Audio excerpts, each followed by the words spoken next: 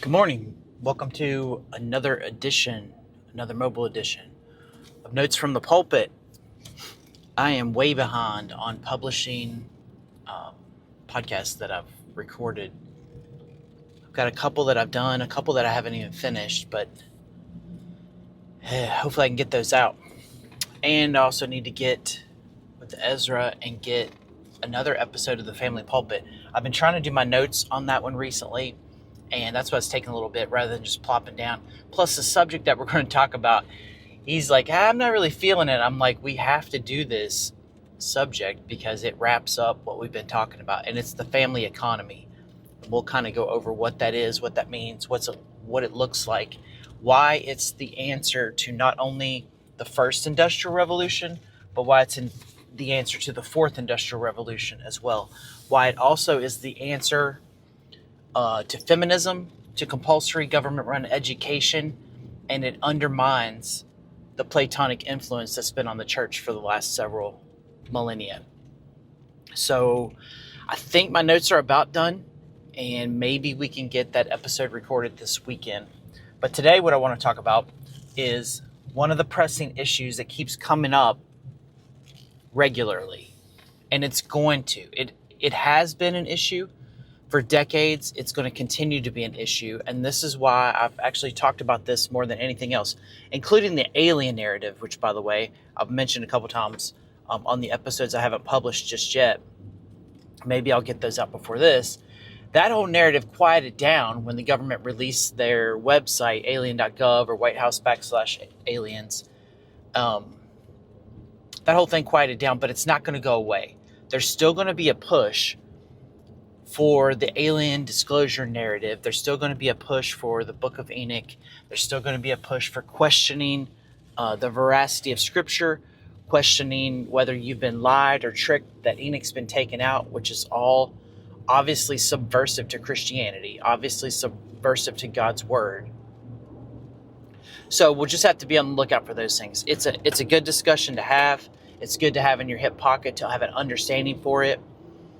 But today the issue is Israel, once again. And I've had, 5 or 6 different podcasts on this. I'm going to try to group them all together on YouTube so that they'll be in one playlist. Because they're using Israel, and by that I mean the nation state in the Middle East.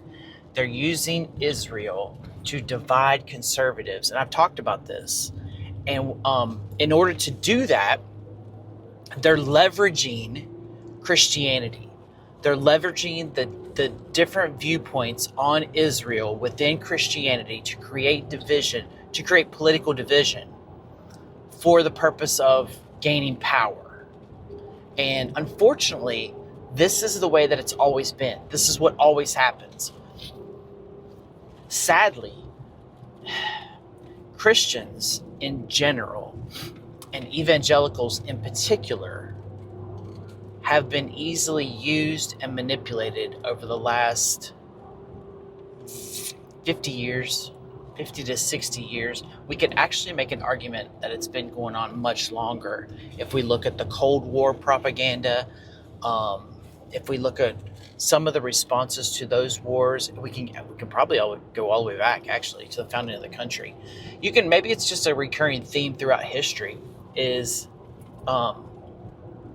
God has a verse, my people are destroyed for lack of knowledge. And I think that has a timeless application, that those people who call on the name of the Lord, in other words, who claim to be Christians, they're easily manipulated, they're easily used or swayed, or someone will enforce their beliefs in order to support a certain political position or to get a platform established, a political platform established. And this is just happening over and over again. And Israel is the latest case. Israel is the go-to. So if you need to create division, if you want to ramp up someone's fervor over a particular issue, you use Israel. Israel is the cause. It's the test. It is the dividing line. It gets people stirred up. It gets people emotional. And especially, as I've mentioned on these episodes I'm going to pull together into the one playlist, they want a generational divide. This is why all the language for the past 5 to 10 years or longer, you've heard a lot more about the boomers, the boomer generation, right? Well, I'm blaming the boomers for all the messes that they put us in. They got their money and they got out. Now I have nothing. Listen to me very carefully here. Just this isn't the main part of the show. But if you are Generation X, you most likely had boomer generation parents. Why would you blame them for anything? You be a man and you take responsibility for your own situation. You don't need someone to leave you with riches. You don't need someone to have done all the work for you and then hand it over to you so you can sit back and reap the benefits of it. If you're a millennial, an older millennial, you probably had boomer parents too. Same thing applies to you.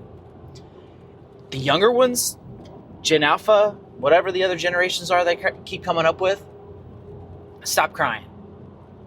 Okay, I'm going to help you understand that yes, the whole work system, as I've been stating on here since the podcast began, is a scam.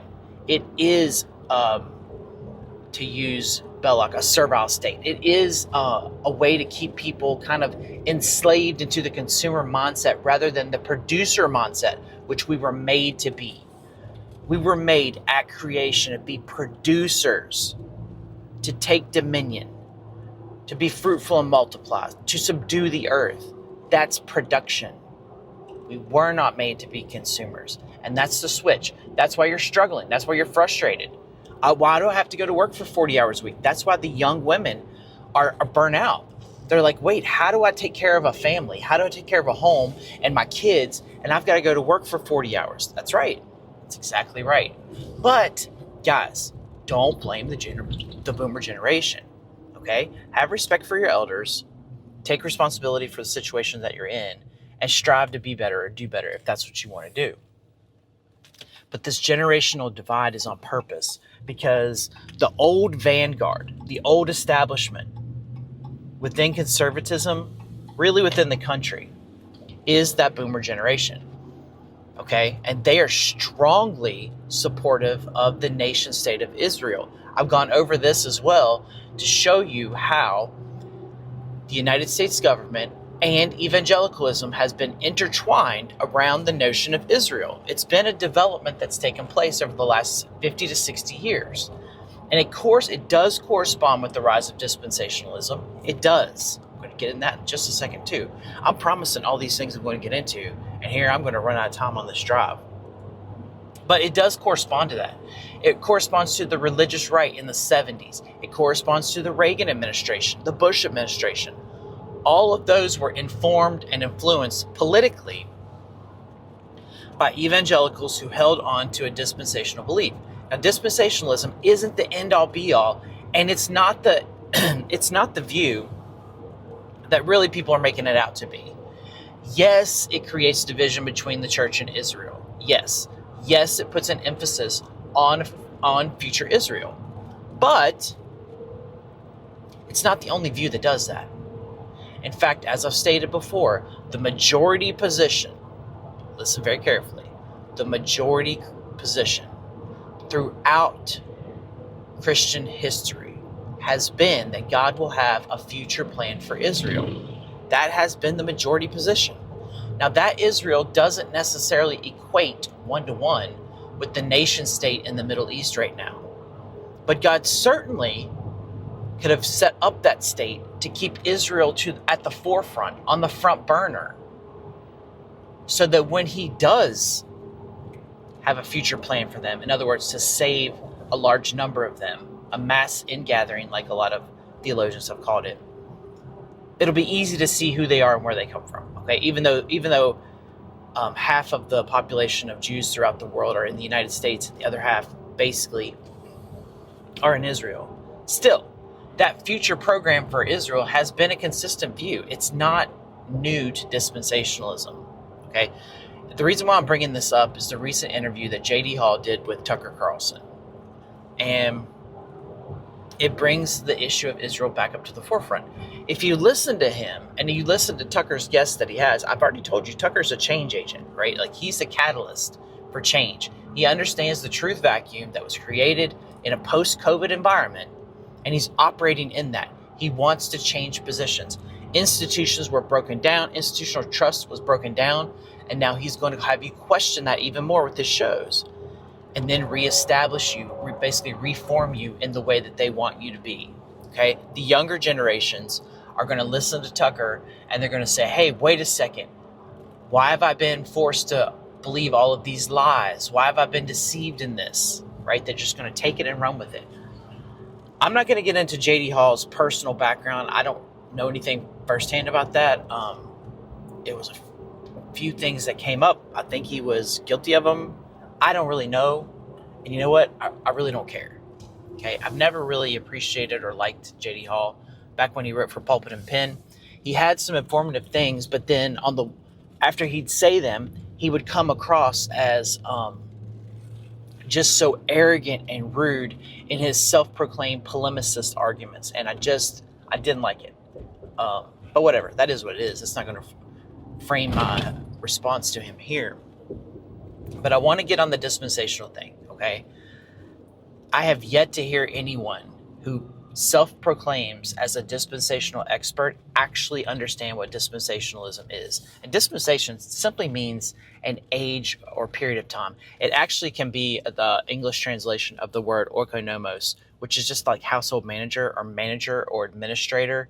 So what it means is that God has an administration of time. And normally he has 7 periods of time that he's operated in throughout history. And in each one of those, like, let's say the first one is creation, okay? In each one of these time periods, God has dealt with man on a specific basis. Normally it has to do with law. It has to do with some sort of governance that he's given him. So in the garden, God tells Adam, don't eat of the tree of the knowledge of good and evil, okay? So within that dispensation, that's essentially the law or command for Adam. And then you see same thing with Noah, right? Like, you see these different administrations. You got Moses next. And then right now we're in the church age, and we'll hit the millennial age or the millennial dispensation. So that's really all they are.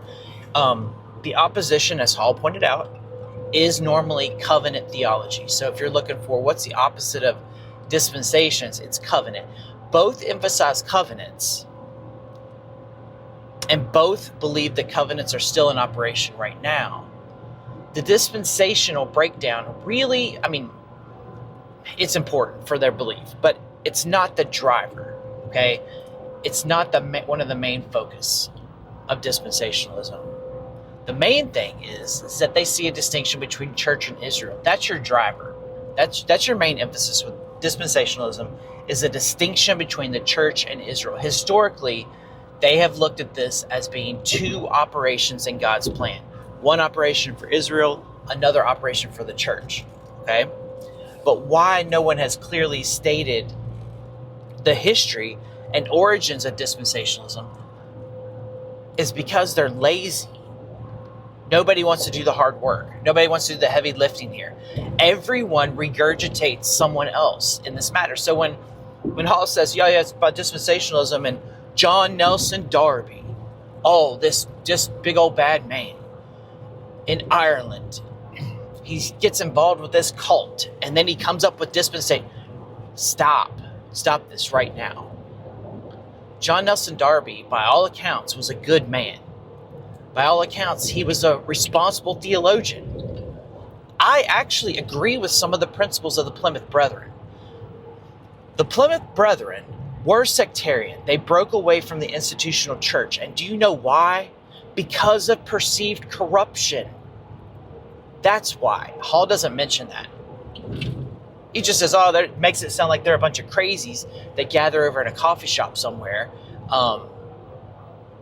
and invent theology. That's not true. That's not the way it happened. There's always been sectarian groups that break away. There have. And throughout history, there have. The Waldensians.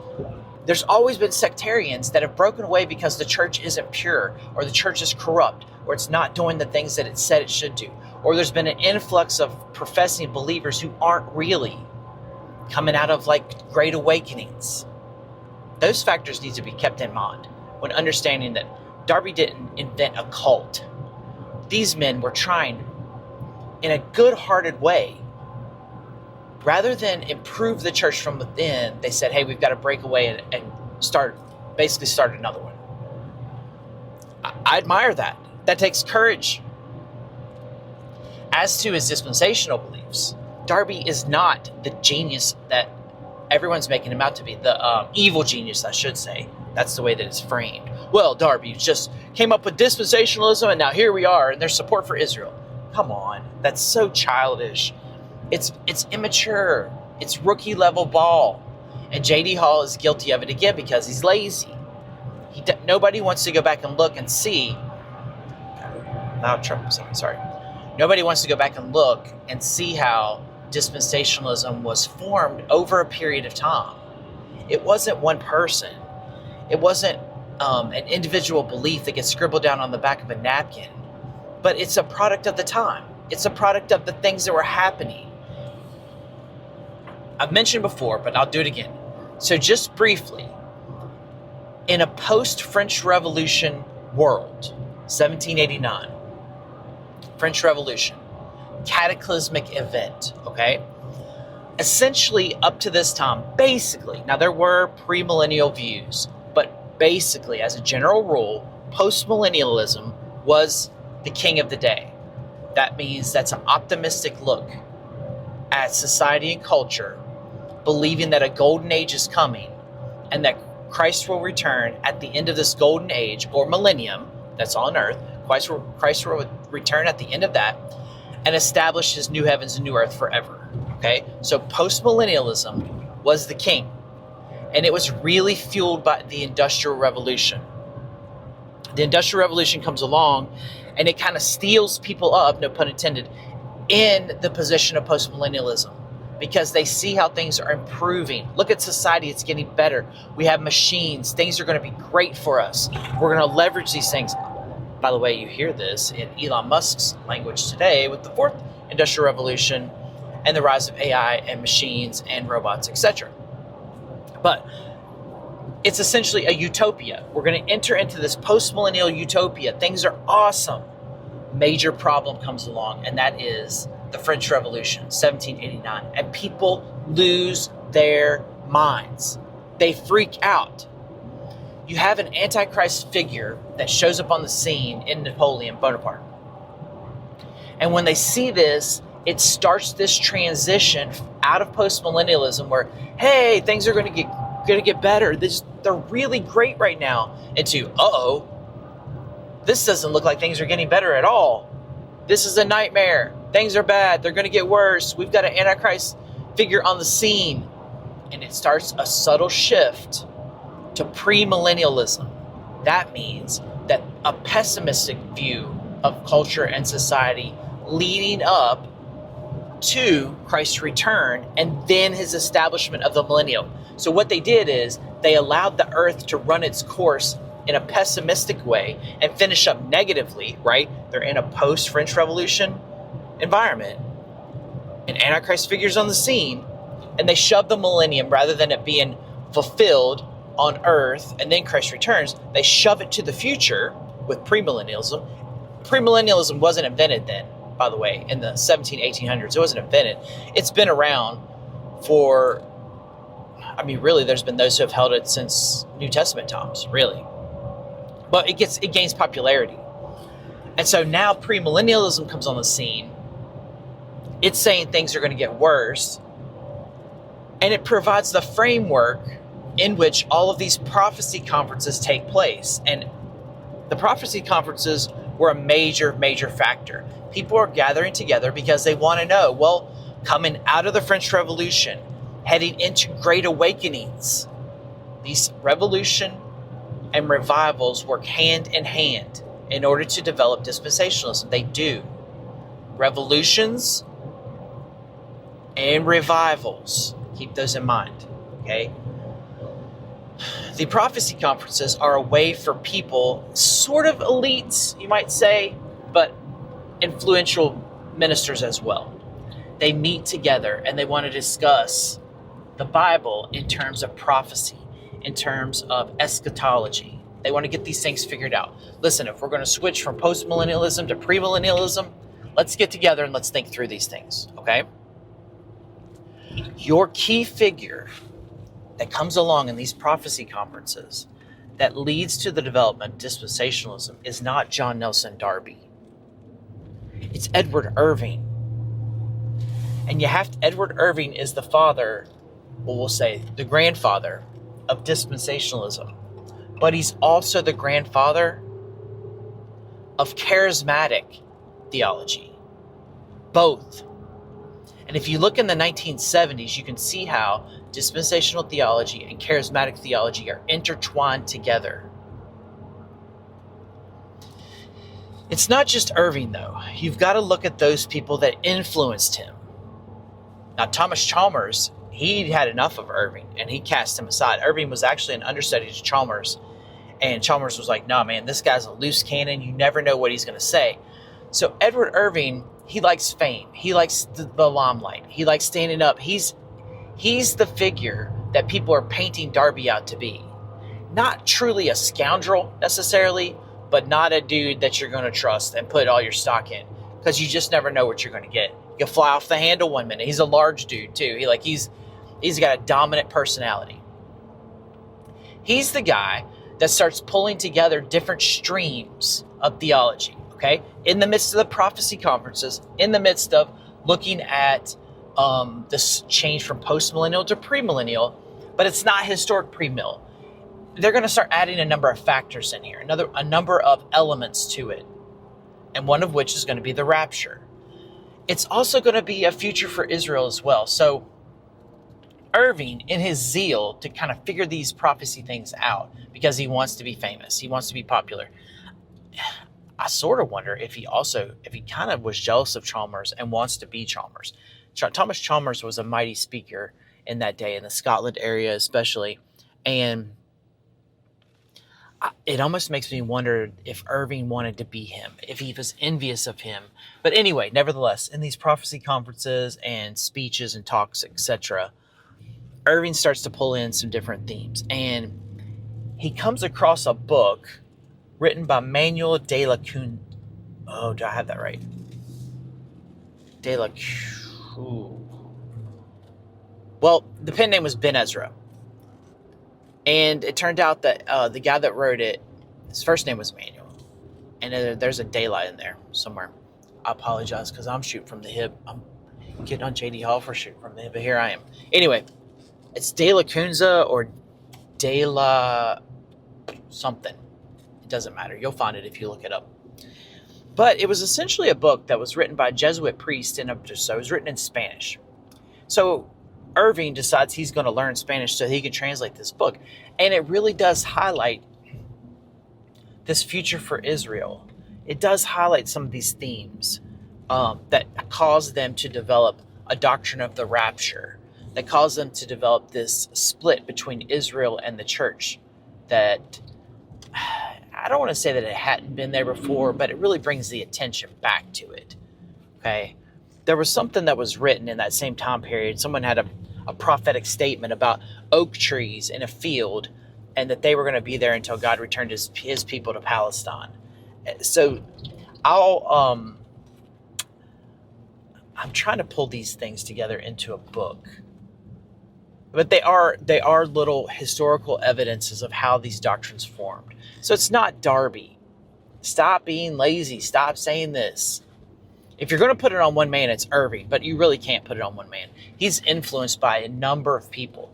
Henry Drummond, S.T. Coleridge, who was Coleridge was lined up with Wordsworth.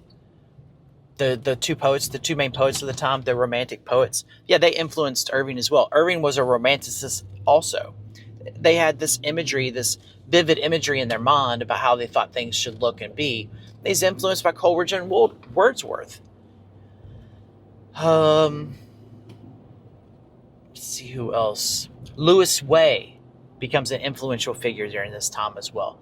All of these guys are interacting with Irving in these prophecy conferences. Well, there was a young man who showed up to one or two of these. There was a young man who was influenced by this, and his name was John Nelson Darby. But you see, Darby's showing up in the audience, and he's hearing these things promoted. And then he's like, that's what drove him to kind of take the pieces and coalesce them together. Okay? He didn't have like a working relationship with Irving. They did certainly encounter one another, but that's where the development comes from. It's all of this stuff that comes out of the French Revolution as a response to it and the panic. Because when you have times like that, those panic times, the revolution, it kind of drives you into revival periods. People want to get things figured out. So these prophecy conferences created a eschatological fervor that sprung up, and people want to try to figure out what's going to happen next. Okay? That's the environment that Darby arose in. But he wasn't a singular figure on the scene, and neither was Schofield. So in that J.D. Hall conversation, that's just sloppy history. If you hear people start off by explaining the history of dispensationalism, that it was something that John Nelson Darby invented, you can immediately turn them off. They have no idea what they're talking about. They just don't. They're regurgitating what a couple dudes, even Vern Poythress does this in his book on dispensationalism, which is disappointing. It happens over and over again. Like one or two historians put the blame on at the feet of Darby, and then everybody else regurgitates it. It's second-handing the information. And that's just not how it happened. If you really want to understand it, if you really do, you've got to go back and you've got to see how all the pieces connect to one. And an author, not really an author, but he's got some sermons that have been written down on this. You want to go listen to. Mark Sarver is going to pull together some of these pieces. And so really is Brian Borgman. He's probably my favorite pastor to listen to, preacher, to listen to. But I don't know that any of them are really going to highlight what I just did for you with Edward Irving. You kind of have to go dig. I'll see if I can get this book idea dusted back off again. Time is a major factor for me. But the book that I want to write on dispensationalism, it goes through all of these things and more, much more, to show you that it's not Darby. And it's not a heresy either, by the way. If someone wants to hold a dispensationalism and believe in a future for Israel, it doesn't make them a heretic. Remember that I told you the majority position throughout Christian history has been God has a future plan for Israel. They just don't necessarily see the sharp distinction between Israel and the church that dispensationalism created. Anyway, that's all we got for the day. Hopefully I can talk some more about that interview in the next time. We'll catch you on the next one.